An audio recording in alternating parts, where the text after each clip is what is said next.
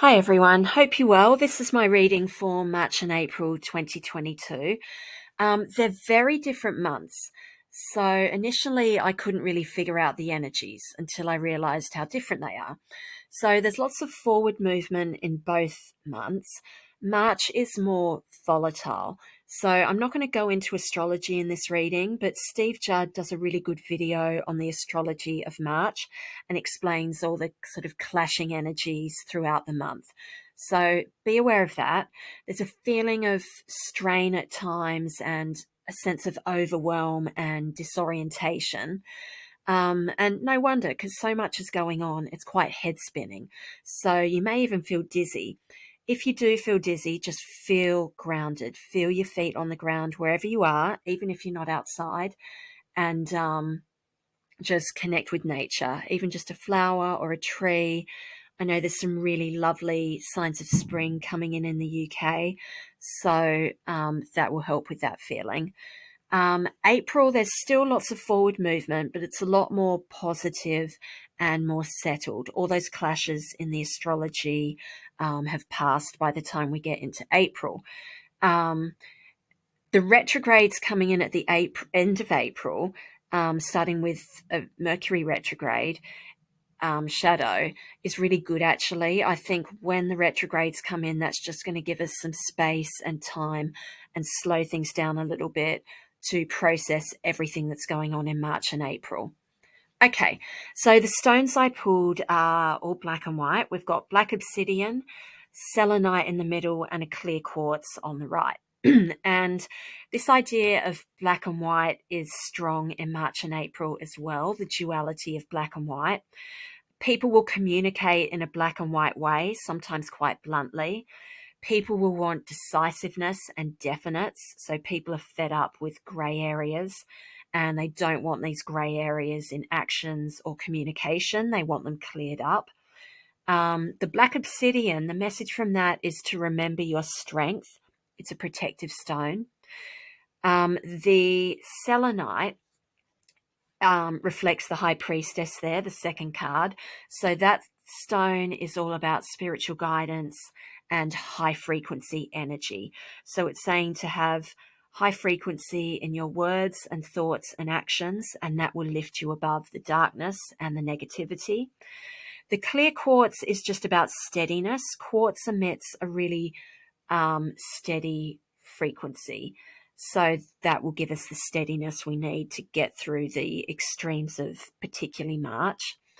What else? So yeah, with the idea of light and dark, it's a reminder that light can outshine and overpower darkness in a way that dark can't overpower the light. So all the light needs to do is shine, and that will beat the darkness. It reminds me of that parable of the wind and the sun. So the wind represents the darkness and the sun represents the light. And there's a man wearing a coat, and the wind and the sun say to each other, right, we'll have a competition to see who can make the man take his coat off. And the wind says, well, I'll just blow it off. So he blows really hard and really forcefully. But the effect of that is that the man just pulls his coat round him even tighter to protect himself. The sun, on the other hand, just shines brightly, shines the warmth, and the man just takes off his coat.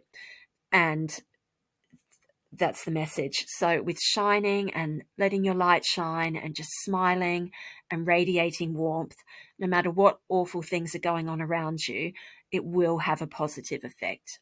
Okay. So let's take a look at the cards. First one out was the Five of Pentacles, which I don't think we're surprised to see at the moment. It did come out with the High Priestess, which is very supportive. But Five of Pentacles is about people really suffering. It's about poverty, being out in the cold, worries and anxieties, which are very overwhelming. Okay. So that is going on in the world at the moment. The High Priestess came out with it, though, which is really nice to see. We've got the black and white of the pillars, and she is a very spiritual card. It's all about inner wisdom and intuition. High Priestess can be a female spirit guide, and High Priestess appears in a reading when things are uncertain and difficult. like here in the Five of Pentacles. And it's a reminder that she's watching and protecting you. So it's a very positive card. She's reminding us to be patient and know that our fate is in the good hands of the spirit world. It's a reminder to trust your own feelings and intuition and to be patient, and that things will change soon.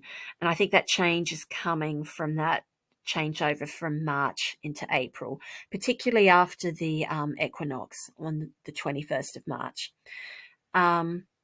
She's saying to speak your truth in your, speak your truth about your thoughts and act in a way that's truthful for you. So then we've got the Four of Swords. Again, this is all about putting down your sword and reflecting on everything that's happened. It's about convalescing and taking the time out that you need to contemplate your next move, so you'll be ready for it rather than rushing into it. It's just a reminder that this is a waiting time. But with the High Priestess there, feel a sense of trust that fate is in control. Because then we get the Wheel of Fortune, which echoes that message. So this is about positive change. I feel this is pointing to the energies towards the end of April. All the characters in the corners in this card, I'd never really noticed this before, but they're all reading books and documents.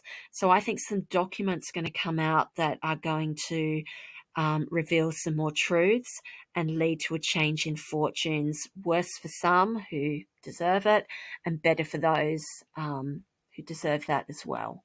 Okay. This card's also a reminder that life is school and the challenges are what makes us and what lead to learning and growth.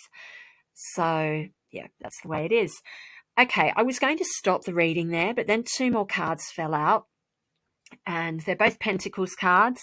So Seven of Pentacles is all about all the work we've done to plant the plant that he's looking at and tend to it so it grew fully, and now he's just stopping and looking at all his hard work.